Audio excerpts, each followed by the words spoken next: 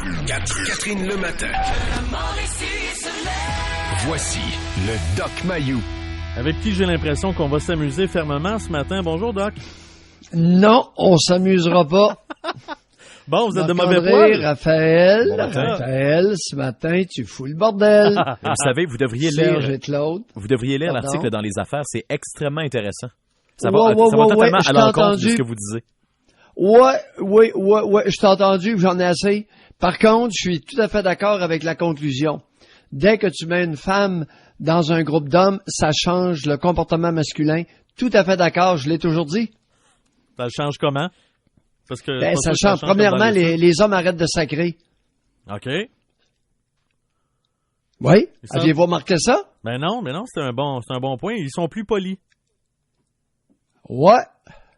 Ils arrêtent de sacrer? C'est parce qu'ils sont en mode séduction ou? Non. OK. Ça, tout le monde sait ça. N'importe quel observateur, là, dès que dans un party, il y a 4 hommes ensemble, il arrive une femme, et puis les gars arrêtent de sacrer. C'est instantané. OK. Vous pourriez peut-être vous poser la question, à quel honneur? Ouais. Qu'est-ce qu'il fait? Je sais pas. OK, mais c'est ça, parce que... Hey, votre maudite Norvège, là, si vous voulez me faire chier un matin, là, parlez-moi de la Norvège. Ah oui, les pays Comment ça se fait que là? c'est un pays extraordinaire, puis il n'y a pas un maudit chat dans le monde qui veut aller là? Expliquez-moi ça, vous autres.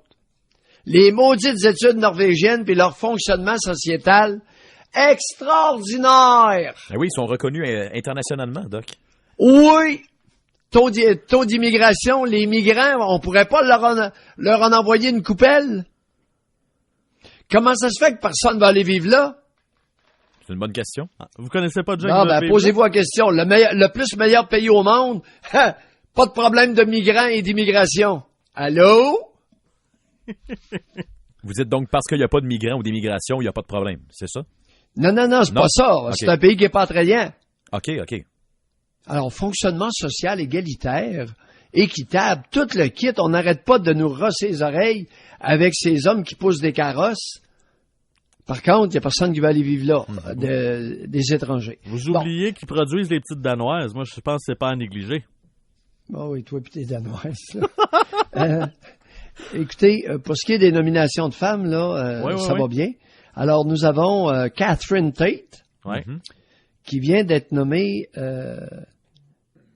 à la tête de CBC Radio-Canada. Exact. De façon, j'ai fait une petite revue de presse.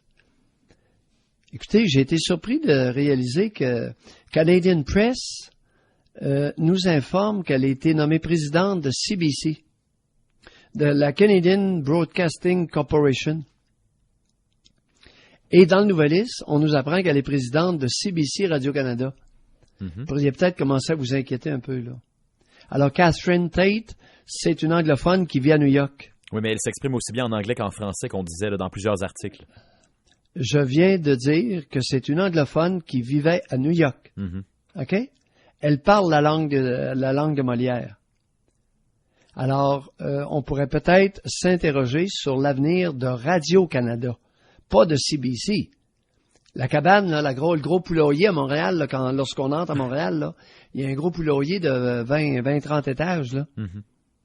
OK? Et ça, c'est supposé être un porte-parole ou quelque chose à voir avec les Canadiens français. Mais vous voyez, ça, on dirait qu'on l'a totalement oublié parce qu'on se disait seulement c'est une femme. C'est pas un homme, c'est une femme. Alors on a oublié qu'elle était peut-être une femme anglophone davantage que francophone. Oui, on pourrait peut-être allumer un peu ce matin puis devenir un peu critique puis arrêter de niaiser. Mais là, c'était une femme imparfaite. Et Monique Simard, Gaga ne se peut plus. Elle a été nommée par... C'est bizarre, hein? Elle a été nommée par Mélanie Joly, ministre dans le gouvernement Saint-Clair-Trudeau. Et Monique Simard, qui fait partie de je ne sais pas trop quoi, ne se peut plus. Tout à fait par hasard, Catherine Tate aura comme président du conseil d'administration Michael Goldblum. Sonne un peu anglophone. Mais ils vont s'entourer d'anglophones, j'imagine. Ben, écoutez, je pense qu'à matin, là, vous auriez avantage à nourrir une petite inquiétude. L'autre affaire, les femmes nommées à la tête, on n'en a pas parlé, de nomination récente d'une femme à la tête de la Gendarmerie royale du Canada. Ouais. mine de rien, Saint-Clair-Trudeau, il y a un faible pour les femmes. Ah, mais ça, c'est pas étonnant qu'il ait décidé d'y aller avec une femme pour ces deux raisons-là. Puis, si je me trompe pas, dans les deux cas, c'est une première, en plus. Ouais, il aime ça.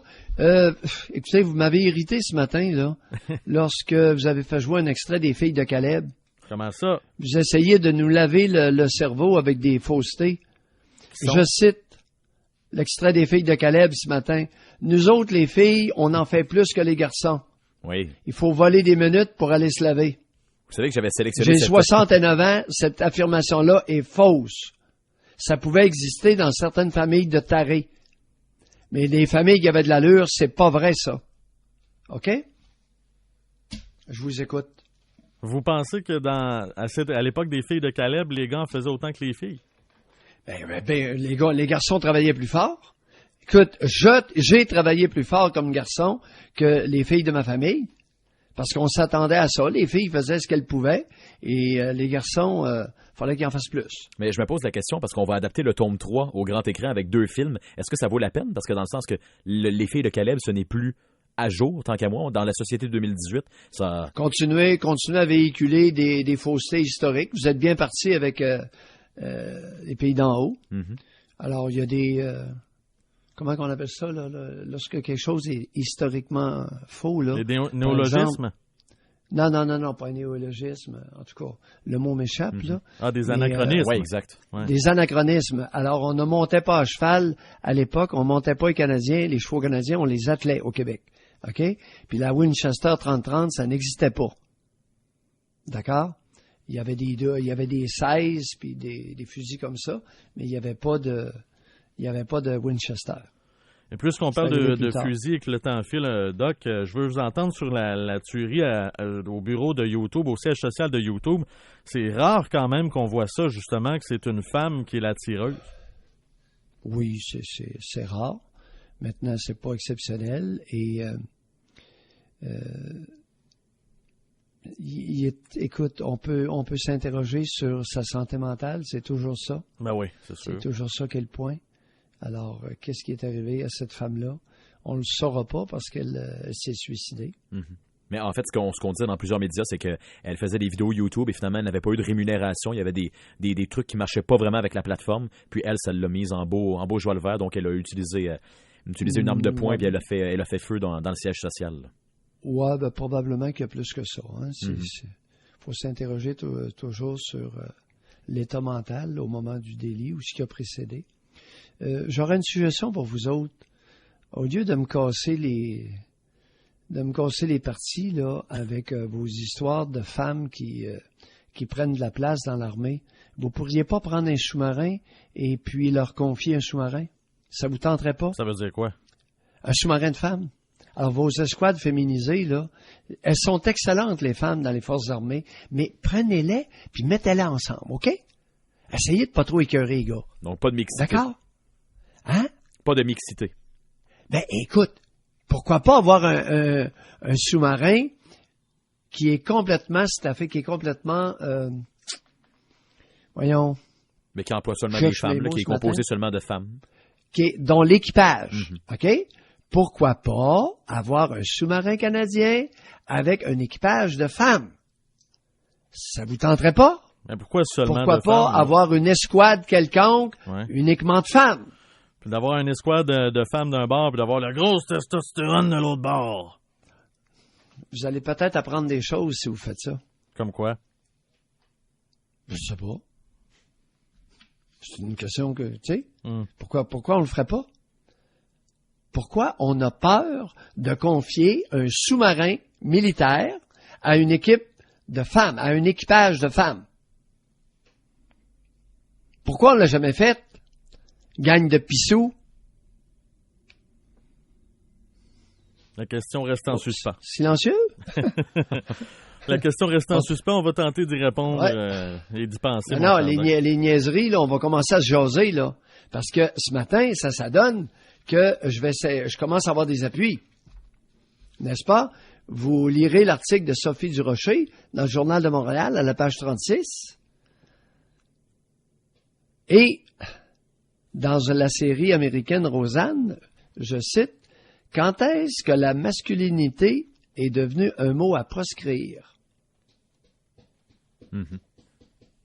On aurait peut-être avantage à réfléchir sur le mépris ouvert et latent envers le masculin au Québec. Les questions demeurent. J'aime mieux la laisser comme ça puis nous laisser mûrir là-dessus, Doc. Oui, vous êtes pas trop... ça vous tente pas de débattre ce matin? Moi, je pensais que vous provoquez, puis...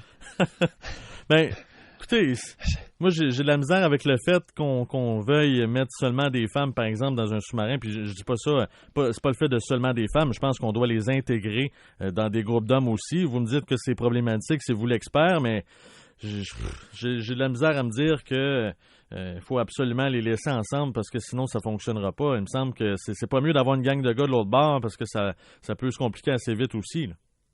Non, c'est démontré que... Parce que j'ai été psychiatre militaire. J'ai été 3 ans à l'IFAX, qui avait une base navale. Je sais un petit peu de quoi je parle.